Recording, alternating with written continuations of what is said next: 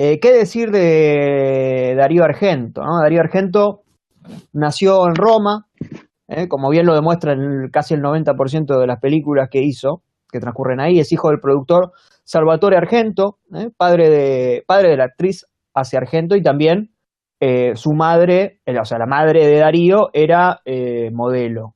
Era modelo, fotógrafa.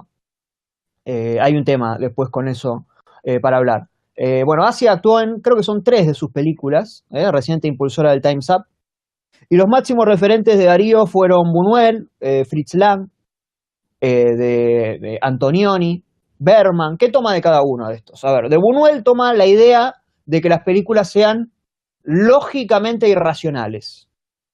Es decir, que tengan un arco, pero que en algún punto sean difusas, sean libres, tengan ese tipo de libertad. Y que parezcan un sueño a la vez. De Fritz Lang, bueno, M sirve como base para lo que fueron muchos de sus giallos. E incluso John Bennett, que es Madame Blanc en Suspiria, es contratada porque Argento la admiraba por haber trabajado con Lang. De Antonioni toma lo que es la incidencia del protagonista sobre lo que cree haber visto y su participación activa, como se puede ver en Blow Up. Bueno, sin ir más lejos, el protagonista de Blow Up, que es David Hemmings, que luego será el protagonista de Rojo Profundo. De Hitchcock, bueno, ni hace falta hablar, pues está a la vista. El recorrido de Argento es que él comienza siendo crítico de cine y termina a partir de una entrevista haciendo amigas con Sergio Leone, quien le pide que junto a Bernardo Bertolucci se encarguen de escribir la historia de ese hoy enorme clásico llamado Érase una vez en el oeste. Argento además colaboró como guionista y dialoguista en una enorme cantidad de películas de esos años, entre algunas spaghetti western, bélicas, dramas, de todo escribió. Sobre todo western y bélicas, que eran las películas que estaban en boga en esos tiempos. Y así se armó una reputación como guionista con la que logró la chance de dirigir El pájaro de las plumas de cristal a partir del guión que él había escrito y que solamente él quería dirigir. Pero él no tenía, aparte, experiencia como director. Esto es lo curioso. Él tenía la técnica, los conocimientos técnicos, amigos, directores, y veía mucho cine, pero no tenía no había dirigido ni un corto antes de dirigir El pájaro de las plumas de cristal. Es insólito, pero bueno, evidentemente tenía mucha formación, la tenía muy clara. Y tuvo muchos inconvenientes. Primero, para conseguir un productor fuerte, además de su padre, que si bien era un tipo respetado, no era un productor de primera línea. Era un tipo de medios, no era mega importante. Así que consiguieron que la productora Titanus meta ficha ahí, y al dueño de Titanus, como ya sabemos, no le gustó un carajo El pájaro. Tuvieron que armar además una productora con el padre, todo un tema que no es tan importante. En un momento se frenó el rodaje para echar a Argento y poner a otro. Al final, por lo que era como una condición en el contrato a partir del padre, una regla que decía que no lo podían echar a Argento en el rodaje, se anticipó. Así que no lo pudieron echar. Incluso no le gustó después la película a este productor. Y finalmente salió una secretaria no me acuerdo el nombre ahora, pero bueno, una secretaria le gustó, fue un boom que estuvo incluso mucho tiempo en la cartelera. Después hizo toda esta trilogía de Los animales, las 3 con música de Ennio Morricone. Con El pájaro lo que hace Argento es establecer definitivamente las reglas del giallo en el cine. Y acá es donde tenemos que hablar de lo que es el giallo. ¿Qué es el giallo? Giallo significa amarillo. Y eran unas novelas policiales de la década del 30 en Italia que vendrían a ser como las novelas pulp, pero italianas. Y mucho más explícitas, donde se debía descubrir quién era el asesino y demás. Y tenían tapa amarilla. Y todo nace a partir de un número de novelas de misterio de Agatha Christie, Conan Doyle, ¿no? Que habían sido un éxito en Italia y habilitado a que esto luego fuese tomado también por este tipo de novelas, por el cine y demás. Es más, lo que es el giallo en el cine no era tanto el giallo en las novelas. Había distintos tipos de novelas giallo. Algunas eran más policiales, que después en el cine italiano terminó tomándolas como los Poliziotteschi y demás, había psicológicos y había estas también. Y lo que hace Argento siempre, y hará durante toda su carrera, es volver a los inicios de todo. El giallo era algo de la década del 30, que él vuelve a poner de moda en el 70. Pájaro de las plumas de cristal, además tiene una leve inspiración en Jack el Destripador, un asesino desconocido destripando mujeres en la ciudad de Londres a fines de 1800. Y hay además mucho en común a las novelas de Agatha Christie con personajes excéntricos. Siempre hay personajes excéntricos en las películas de Darío y en Agatha Christie también. De hecho, Agatha Christie es citada después en Ténebres. Suspiria donde encuentra inspiración, en los cuentos de hadas. Cuentos de hadas fuera de tiempo. Por eso todo el modelo de medio de Blancanieves, el Blancanieves Style que le manda en Suspiria. Para seguir reforzando esto de su idea de siempre volver a los orígenes del género, posteriormente Argento va a adaptar Macbeth, tragedia de Shakespeare, ¿no?, de 1600 y pico, en la película ópera. Va a ser El fantasma de la ópera, que es la película que lo volvió director, que también era una novela gótica de 1910 de Gaston Leroux. ¿Qué más hace Argento? Siempre volviendo a los inicios, siempre con esta idea. El gato negro de Edgar Allan Poe en Duochi Diaboliki con George Romero, ¿no? Un cuento de terror de Poe de 1840. Y Argento además hace Drácula, ¿no?, la última película, y estuvo a punto de hacer Frankenstein, que es un guión que escribió con el director y amigo Luigi Cosi.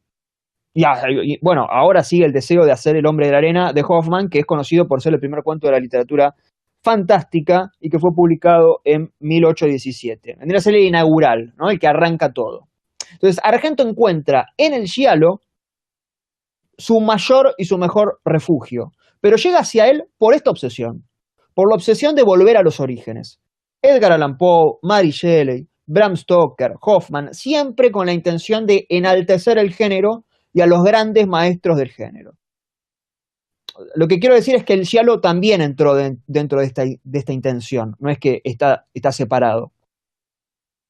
Volviendo a las bases del giallo que estábamos diciendo antes, pero en cine, ¿cómo puedo saber si estoy viendo un giallo italiano? Bueno, hay un conjunto de reglas, si se quiere, o patrones, que es importante tener en cuenta. En principio, el misterio de descubrir quién es el asesino. Algo que puede atarse en forma directa al cine negro, o al cine de Hitchcock también, o a alguna parte del cine de Hitchcock, no todo. También es importante tener en cuenta que el asesino no es random, en el sentido de que el asesino siempre es alguien que nosotros no vimos, pero cuando digo que no vimos es que vimos, es medio... no lo vimos asesinar, pero que lo conocemos. Exactamente. Las pistas siempre están puestas en el comienzo y ante nuestros ojos. Ahora cuando vemos el pájaro está más que claro.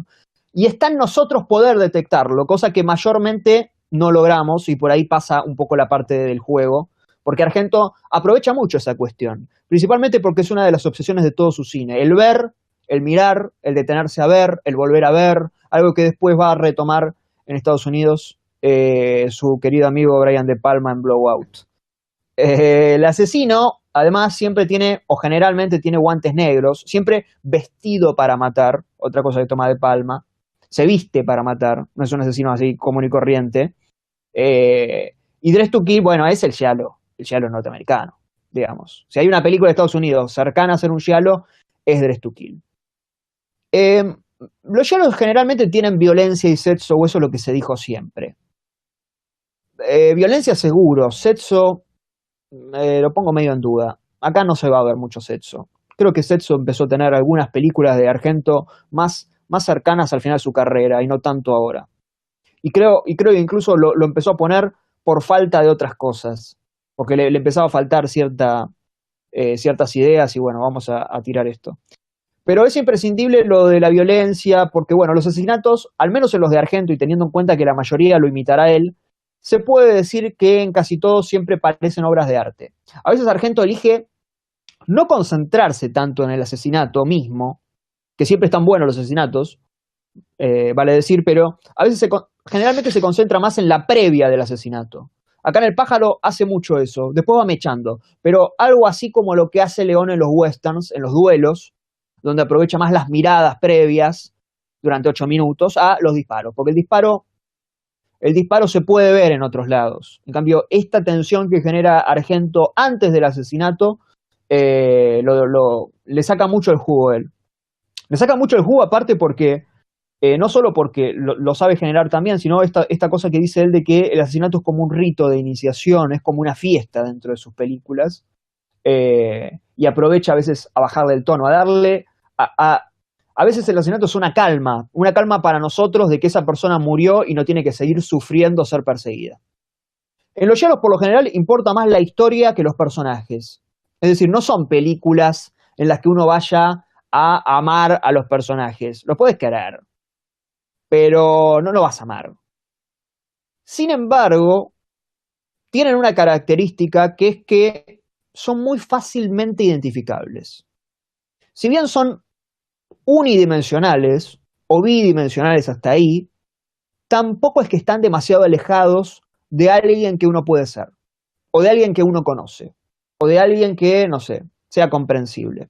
Y acá entra otro de los temas de los giallos a tener en cuenta, y es que es un género mucho más formal que narrativo. Importa más el cómo que el qué, porque son thrillers muy estéticos y que además requieren constantemente de pistas, de golpes, de elementos que obligan a que el director tenga que ser alguien dotado para narrar, pero con la cámara. Los giallos que no tienen buenos directores generalmente son pésimos. No hay punto medio ahí. Y Argento, lo de narrar con la cámara es lo que mejor hace, lo hace muy bien. Y no solo eso, sino tener unas ideas visuales que superen lo natural, que superen lo racional, lo estipulado, lo normal, lo cliché. Es difícil encontrar muertes cliché en el cine de Argento. Por ejemplo, porque incluso puede haber una muerte, no sé, vamos a poner un cuchillo en el estómago, ¿no? Pero esa muerte, ese cuchillo en el estómago, no te retrotrae a alguna otra muerte con cuchillo que hayas visto. ¿Por qué pasa esto? Porque está pensado distinto. Y ahí está la idea visual del director, el toque autoral que le puede impregnar. Que ese asesinato, que puede ser de una misma forma que ya vimos millones de veces, pueda parecer algo que nunca vimos en nuestra vida hecho por Argento. Ahora, ¿son los giallos historias que suceden en este mundo? Bueno, podrían suceder en este mundo, pero en el mundo del giallo hay un mundo del giallo. A Argento, por ejemplo, no le importan las actuaciones. Él lo dice, ¿eh? No, dice que recién en las últimas películas empezó a preocupar un poco más. La verdad que yo veo más preocupación en las primeras que en las últimas, pero ¿a qué se debe esto? A que tampoco, como decíamos antes, tampoco es necesario un gran despliegue actoral para lo que se está contando. Y lo tiene bien en claro Argento. No es que Argento no pueda lograr que Tony Musante haga una performance como De Niro en Raging Bull. O no sé. Pero no es el propósito, no le importa, porque sabe que para la película que está haciendo no es necesario. Y en eso hay una humildad en ese pensar, que no la tiene, por ejemplo, el director de Hereditary, de Ari Aster. Si vieron Hereditary, van a ver que Toni Collette, que es la protagonista, actúa, parece que está en los puentes de Madison. Se la pasa llorando, se la pasa un drama, está muy bien ella, pero no pertenece a una película de terror, esa actuación. Las actuaciones de las películas de Argento sí pertenecen a películas de ese género. Él sabe en el género que está. Él no quiere ser más grande que el género. Cuando hay una actuación totalmente exagerada y fuera de registro, lo que se está haciendo en realidad, o lo que se hace ahí en el Hereditary, con este ejemplo que puse, porque está a mano, se intenta tapar todos los agujeros que tiene. Y además se insulta al espectador, porque lo compromete mal. Claro, te pone una mujer llorando cada 5 minutos y es incómodo para uno criticar eso, ¿se entiende? Pero esto en realidad está tapando otros baches. Es manipulador. Bueno, Argento no hace eso. Y lo puede hacer, porque sabe que tiene las armas, pero no lo hace. De hecho, tiene muy buenos actores en muchas de sus películas. Porque sabe de qué género es su película, porque sabe qué es lo necesario para la película. Porque va y les dice, dame el mínimo me sirve, no me des el máximo, porque boicoteas la película. Sería deshonesto para con el espectador. Le estarías vendiendo algo que la película no quiere tener ni pide tener. Ahora, en los giallos, ¿qué más hay? Hay muñecas. Hay muñecas para mostrar a un asesino despersonalizado, como sucede en Rojo Profundo, y también para ayudar a componer este mundo, donde el estado mental del asesino es, como mínimo, un estado insano. Por lo general, los giallos tienen resoluciones médicas o vengativas, o las dos. Siempre queda algo marcado y vuelve. Entonces ahí hay una relación con el psicoanálisis. Y en los giallos, la lógica es más bien ilógica. Argento hace algo muy interesante, que es dotar a los decorados, al escenario, a la utilería, a la escenografía, a todos los elementos que rodean la escena o que forman parte de la misma, de cierto tipo de extravagancia, ya sea desde el color o desde la forma de los elementos o de su material inusual, para recordarnos visualmente todo el tiempo que lo que está sucediendo forma parte de una realidad camuflada y donde todo, tras eso, termina obteniendo su justificación. ¿Se entiende? Puede parecer algo simplemente estilístico, pero termina siendo algo sumamente narrativo, porque para generar la credibilidad de una historia no creíble, todos esos decorados, elementos, bla, bla, bla, son totalmente necesarios. Capaz que uno no se da cuenta porque no logra separar o no lo hace consciente, pero si viéramos Tenebre en el mundo que propone Villeneuve en Prisoners, no funcionaría. No estoy diciendo que Villeneuve, está perfecto lo que hace Villeneuve en Prisoners. Lo que estoy diciendo es, no te la crees si pones el mundo de Prisoners y el mundo de Tenebre, las situaciones.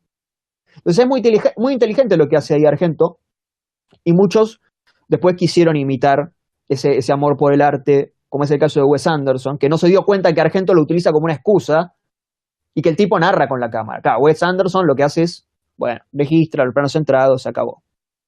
Lo que hace Wes Anderson con el cine de Argento es lo mismo que hace el slasher con el giallo.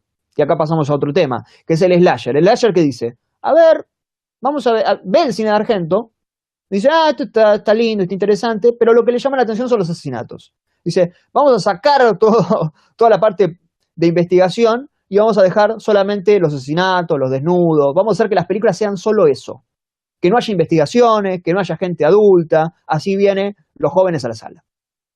Ahora, a mí me encantan los slasher, pero son eso. Salvo Halloween, todo lo demás son esto que estamos diciendo. Jóvenes, asesinados, muy divertidas, pero hacer eso con el giallo es un poco no comprender de que todo funciona dentro de un todo. O sea, los asesinatos del giallo funcionan porque están dentro de un giallo. Porque hay, sacar eso y dejar, es como, ¿se entiende? ¿No? A ver, aparte de que los asesinatos en los slasher, además, no están ni mínimamente filmados como en los giallos, que eso es lo irónico. Agarran los asesinatos, pero tampoco es que los recrean de la forma que se filman en los giallos. Y tampoco es que los giallos tengan mucho sexo, esto que decíamos antes, no son lo explícitos que son los slashers. Así que es medio raro cómo una cosa despertó a la otra. Pero hace poco, esto de contexto, hace poco vimos Carrie, ¿no? El clímax de Carrie está filmado del carajo, súper efectivo. Se puede ver, podemos ver ahora el clímax de Carrie, no sé. Pero ¿por qué funciona tanto? ¿Por qué es tan recordado el clímax de Carrie? Porque vimos la película. Y la vimos pasar a Carrie antes por el cielo, por el paraíso, ahí pasándola bien, pensando que todo es una maravilla, contenta, durante 20 minutos. Luego de haber recibido bullying, casi durante una hora, está en el cielo, y cuando llega al infierno nos genera ese efecto tan violento como placentero. Eso tiene una similitud con el cielo. Si yo copio plano por plano la secuencia del final, no va a funcionar si no vimos previamente lo otro. O sea, vamos a decir, técnicamente es un lujo, pero no nos va a generar el mismo efecto. Entonces el cielo aprovecha mucho los asesinatos, pero también forman parte de una investigación y también están íntimamente relacionados con la magia y con el pulso del director. Lo mismo para con los decorados. Son un sustento. A eso voy. Algo que Argento, luego de que se vaya Morricone, va a usar es la música de los Goblin, que son un conjunto de rock progresivo, sinfónico, muy particular. Y pasa de lo clásico a lo moderno, como De Palma, pasa de Herman a Pino Donaggio, que dicho sea de paso, compone también en Trauma de Argento, como otro punto en común entre ambos. Argento pone esta especie de rock muy particular, muy climático, y posteriormente va a terminar en películas como Fenómena, Ópera y alguna más que me estoy olvidando ahora, pueden sí, hacerme recordar, va a terminar usando metal, que es algo muy extraño porque rompe el clima opresivo, rompe la atmósfera que tan bien construyó. Y él lo que dice al respecto de esto es que él no piensa en los asesinatos como escenas de miedo, sino como ritos, como bajarle la intensidad, que es en parte lo mismo que hace con los actores, como gambeteando constantemente la extrema seriedad o la solemnidad.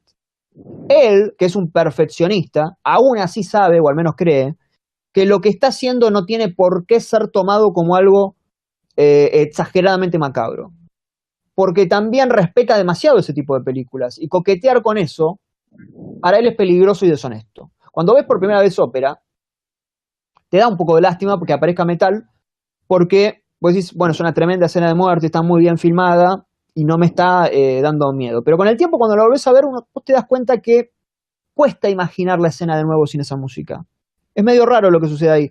Pero uno puede no estar de acuerdo con el uso o con cómo finalmente queda, y es hasta lógico que sea abrupto o que nos parezca disruptivo, porque uno no está acostumbrado. Pero lo que uno no puede decir es que el punto de Argento sea incoherente, porque él lo que quiere hacer es bajarle el precio a su propia película. Si hablamos de giallo, bueno, quizás el primer giallo de la historia es el de Bava, o los de Bava, varias películas de la década del 60 que podrían marcarse como giallos, pero quien lo hace popular, quien establece todas las reglas, a quien van a empezar a copiar lo que se conoce como giallo oficialmente, o lo que todos conocemos como giallo, son los de Argento, que se van a imitar una y otra vez. Argento va a tener dos etapas, dos estilos, la parte giallo, la parte de terror sobrenatural, que a veces se mezclan, y ópera puede ser un antes y un después igual, ¿no? Puede adaptar Macbeth, empezó a pasar todos estos problemas, todo este caos. Pero si tenemos que hablar de las obsesiones de Argento o de las características, en principio hay que destacar que, bueno, tiene mucho sentido el humor. En los giallos que hace siempre hay chistes, hay personajes secundarios pintorescos, que lo que hacen es ayudar a que la película sea mucho más amena y que siga en ese sentido la regla hitchcockiana de siempre descomprimir tras un momento de tensión, porque además él aprovecha en esos momentos a filtrar información que de otra forma nos llamaría la atención. Son escenas que parecen burocráticas, que en guión podrían ser burocráticas, podrían ser, bueno, ahora le tengo que poner que este hace tal cosa, y Argento las convierte en algo divertido, en algo sumamente divertido, y bueno, entretenido y demás. Los protagonistas, hablemos de los protagonistas, generalmente son extranjeros que llegan a Roma o a Italia por algún motivo. Puede ser de vacaciones, puede ser laboral, y que se ven metidos en un problema por ver algo que no tenían que ver, o por participar en algo indebido, o por convertirse cómplice, o porque están en lugares donde no deberían haber estado. Hay una visión crítica sobre su Roma ahí, que él ama y odia al mismo tiempo. Él filma siempre en Italia, pero al mismo tiempo tiene una visión crítica sobre Italia. Y contrasta todo el tiempo lo bello con lo derrocado. A veces convierte lo bello en algo horrorífico, como hace en Suspiria, o algo derrocado en algo horrorífico, como hace en El pájaro de las plumas de cristal. Está muy preocupado por la arquitectura, tiene mucha facilidad para convertir la casa o el edificio que sea, esté como esté, en algo terrorífico. Las estructuras viven en las películas de Argento, viven, son otros personajes, respiran, te comen en las películas de Argento. Es la historia y la cultura convirtiéndose en un ente que puede atacar y que puede asustar en cualquier momento. Porque la hemos estado golpeando tanto, la hemos estado destruyendo tanto tiempo, que puede hasta matarte. Y eso también tiene que ver con volver al pasado, con respetar lo que se construyó hace tanto tiempo e ignoramos. Porque la arquitectura también la estamos destrozando. Y por eso, como decía antes, las adaptaciones a tantas obras clásicas, que también coincide con volver al principio de la película donde está enterrado el final, o volver a la casa del principio como sucede en El pájaro, ambas cosas suceden en El pájaro, o conocer la historia de dónde empezó todo como en Suspiria. Siempre quien está yendo hacia adelante se ve en la obligación de tener que volver hacia atrás para poder ir realmente hacia adelante. Esto que siempre ponemos de ejemplo Ready Player One, bueno, Darío Argento lo entiende perfecto y está en casi todas sus películas. Volviendo al anterior, el héroe o el protagonista, que no es siempre lo mismo, es quien está donde no debe estar. Es alguien de civil que llega de casualidad y que le aconsejan que se aleje una y otra vez. Vos ves Rojo Profundo, andate de acá, que ya tenés, acá con el pasaporte en el pájaro, en Ténebre también, che, ¿cuándo te vas? Y aún así él continúa con su cruzada. Y quizás no tiene un motivo muy fuerte. No tiene un motivo, no es que tengan un motivo muy fuerte, pero quiere sacar ese asterisco de su vida. Quiere contestar esa pregunta sin respuesta. Uno imagina que para salir de, no sé, una vida aburrida, a punto tal que el protagonista llega a tomarse la vida como un juego, porque entra definitivamente en el juego de gato y ratón, hasta con gusto, sin darse cuenta que a la vuelta de la esquina está la muerte. En El pájaro hay varios momentos donde el protagonista tiene alguna que otra persecución y aún así se lo toma con cierta calma, como no del todo consciente de que puede morir, casi como si tuviera la mentalidad de un héroe decidido y como si acá sí fuera consciente de que debe atravesar varios obstáculos lógicos para llegar hasta el lugar que quiere llegar. No puede llegar en 2 minutos. Son personajes en ese sentido autoconscientes, porque saben ellos que están dentro de una aventura y se lo toman con la seguridad de Indiana Jones. El policía no es de confiar en las películas de Argento. Ellos van, a veces lo usan como coequiper, a veces directamente van opuestos. Puede o no ser una ayuda, puede o no ser bueno, pero la investigación del héroe funciona siempre en paralelo a la del policía. El giallo es el mundo que funciona aparte del policía. Si siguiéramos al policía tendríamos un policial. El giallo toma el lugar del sujeto común y eso inevitablemente lo termina siendo más empático.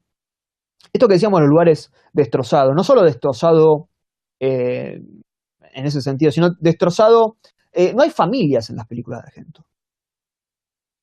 Uno ve las películas de Argento, no hay familias en ningún lugar. Creo que lo más cercano a una familia está en Jennifer, que es un capítulo que dirige para Master of Horror, pero ¿qué pasa con la familia de Jennifer?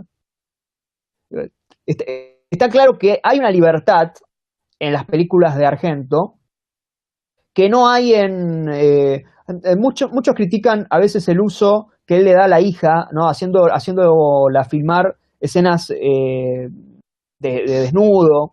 Pero también hay que comprender que nosotros quizás somos muy conservadores en ese sentido, porque la infancia que tuvo Argento no es la que tuvimos nosotros, ni siquiera en el lugar en que tuvimos nosotros, ni siquiera en el país que tuvimos nosotros.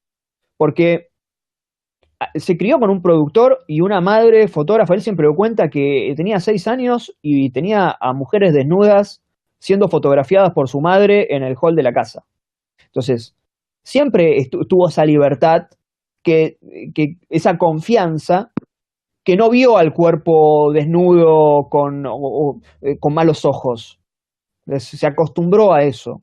Y con la hija lo mismo. El mundo del cine, en ese sentido, es como muy, muy libre y se puede ver en las películas de Argento. No hay familias, no hay ni compromisos.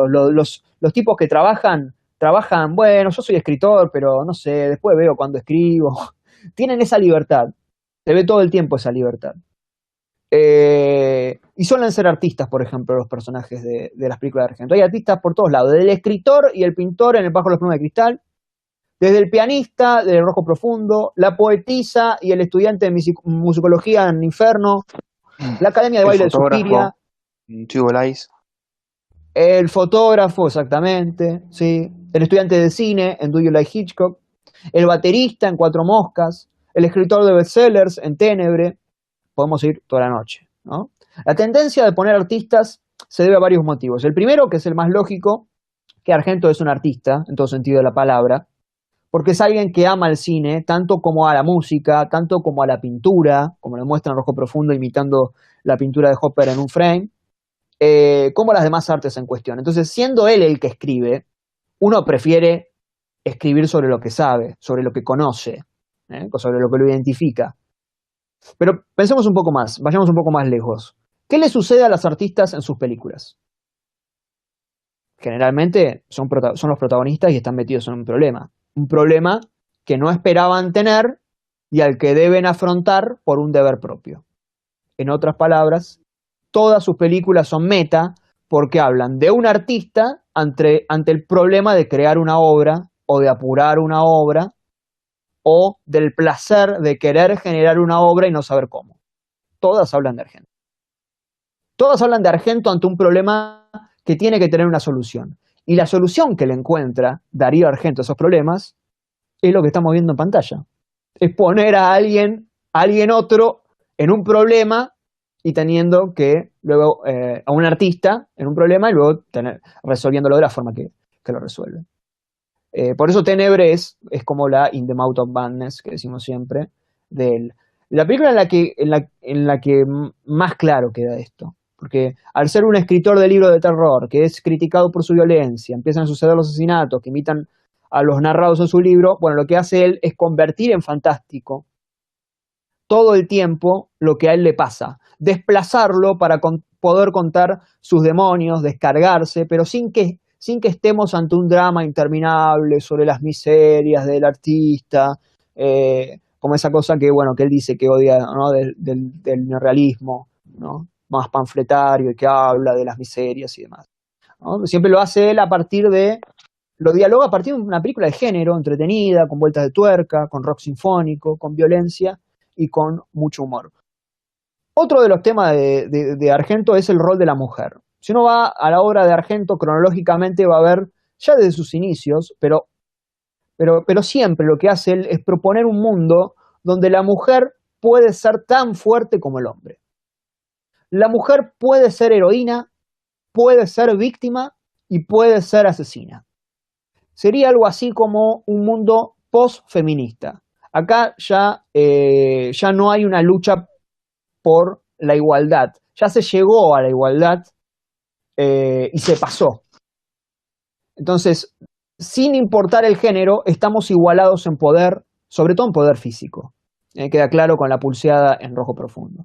Y la maternidad también entra mucho en juego, no solo en la trilogía de las madres, sino también desde la idea del pasado volviendo, lo infantil, los muñecos, los niños, la tachadura, y bueno, el síndrome de Stendhal y demás. En cuanto a los personajes homosexuales, él por lo general los utiliza como comic relief, ¿no? Él dice, a mí me interesan el mundo de la mujer, el mundo de los homosexuales, porque me interesan sus vidas, él dice varias veces. Y ahí también hay otro concepto, porque él los utiliza como comic relief, pero no es que le hacen chistes a ellos, sino que hay veces que son ellos los que hacen los chistes. A veces se turna esta situación, que ahora vamos a ver en El pájaro, pero ellos también se pueden reír del miedo del hétero sin ningún tipo de complejo, como pasa en Rojo Profundo, por ejemplo. Y además visualiza a los homosexuales dentro de películas de terror. Tengamos en cuenta que en el 70, la verdad que ver una mujeres siendo asesinas o teniendo ese tipo de participación o personajes gays en una película de terror, por más que tengan ese tono comic relief que ahora nos parezca un poco burdo, o nos pueda parecer un poco burdo, era difícil. Yo no recuerdo ahora muchas películas con personajes gays en películas de terror. Él los visualiza de una forma, sí, puede ser criticable, pero existen, estos personajes existen. Y tienen tanta fuerza como otros. Hay mucha bohemia, los personajes, esto que decíamos, son bastante libres, que no están atados a las oficinas, y además de la trilogía de animales, lo que hace suele poner animales en todas sus películas, o en la gran mayoría, en Suspiria e Inferno, que hace montaje con las imágenes de los animales en el momento de los asesinatos. ¿Qué quiere decir esto? Porque está bien, es muy fácil ver que hay animales, porque están en todas las películas. ¿Por qué en Fenómena aparece un mono con navaja literalmente? ¿Por qué hizo el gato negro? ¿Por qué ese montaje de animales en momento de muerte? ¿Por qué un cuervo arranca un ojo en ópera? ¿Por qué un perro atacando en Suspiria y Ténebre? ¿Por qué los insectos del mal en Fenómeno? Bueno, esto tiene un sentido y es que Argento es vegetariano. Y en el mundo de Argento, los animales se vengan de los humanos por ser constantemente asesinados y comidos por ellos. Lo que hace Argento es dar vuelta a la situación y brindar escenas inolvidables, sobre todo la del perro de Tenebre. Invierte eso, rompiendo con lo estructurado. Poniendo un rojo pintura, ya rompe con lo estructurado. Poniendo personajes cómicos dentro de un thriller, rompe con lo estructurado. Poniendo, dándole ese rol a las mujeres y a los homosexuales, rompe con lo estructurado. Poniendo música de metal a un asesinato, rompe con lo estructurado.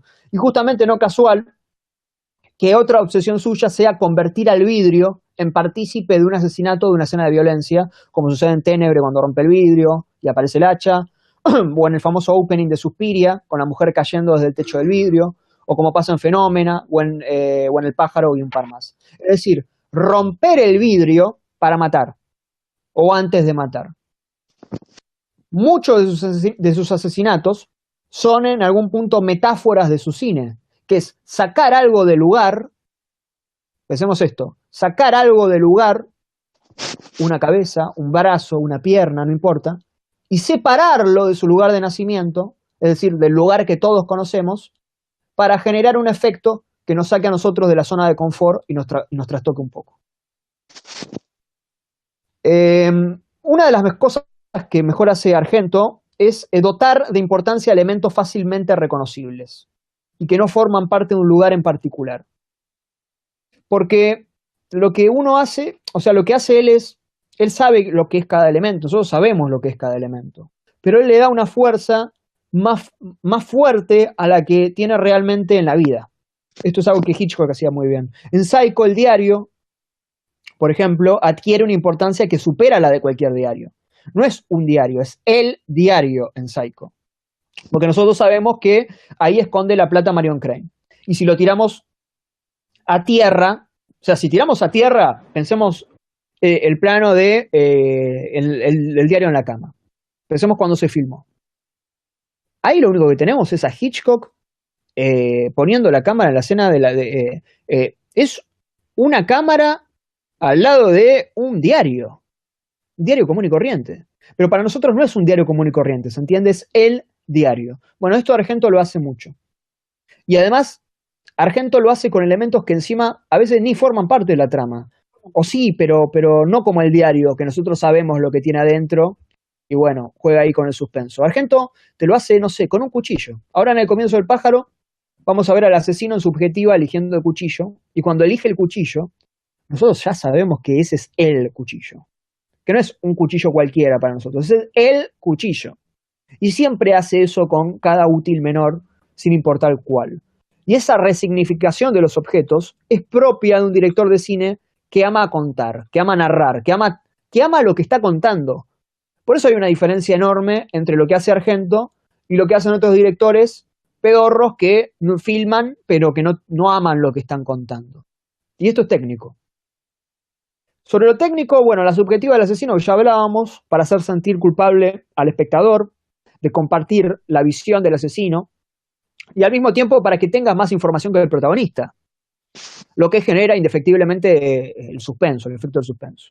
Le gusta también hacer primeros planos de los ojos, o de un ojo, cosa que uno lo podría emparentar con el opening de Vértigo, pero que el fin en realidad acá tiene que ver con un poco con lo que decíamos antes, ¿no? El ver y el mirar, el voyeurismo, el observar, el participar, el si somos conscientes nosotros de nuestro rol al ver. Bueno, a eso apunta todo el tiempo Argento y que luego hace también De Palma. El recurso del personaje reviviendo una y otra vez aquello que se le quedó en la memoria, como una especie de replay donde se buscan pistas en la memoria. Pero bueno, eso mismo es quedarse detenido en algo, que es lo que le sucede a ciertos asesinos. En ese sentido tienen puntos en común los héroes con los asesinos, porque ambos se quedan en momentos del pasado tratando de buscar pistas. Pasa que el asesino se queda detenido directamente. Bueno, lo que hace en El pájaro tiene mucho que ver con la palinopsia, que es un individuo que es como es un fenómeno que consiste en la percepción reiterada de imágenes, voy a ir a la frase técnica, por parte de un individuo tras la desaparición del estímulo visual que las originó. Palin viene del griego, significa de nuevo. Y opsis es visión, ver de nuevo. Y en eso se cementa casi todo Giallo Sargento. Hay mucho uso de zoom, largos travelings, primeros planos de objeto, como ya decíamos, de manos, de cuellos, siempre intercalados con algo. Hay un manejo del espacio muy distinto al usual, a veces siendo generado a partir de la propia visión de los personajes, y o creando suspenso a partir de que nosotros aún no conocemos los lugares. Esto habilita que tengamos la sensación de que puede pasar cualquier cosa, porque no, claro, nosotros no conocemos ese lugar. Entonces, hacia ahí puede haber lo que sea.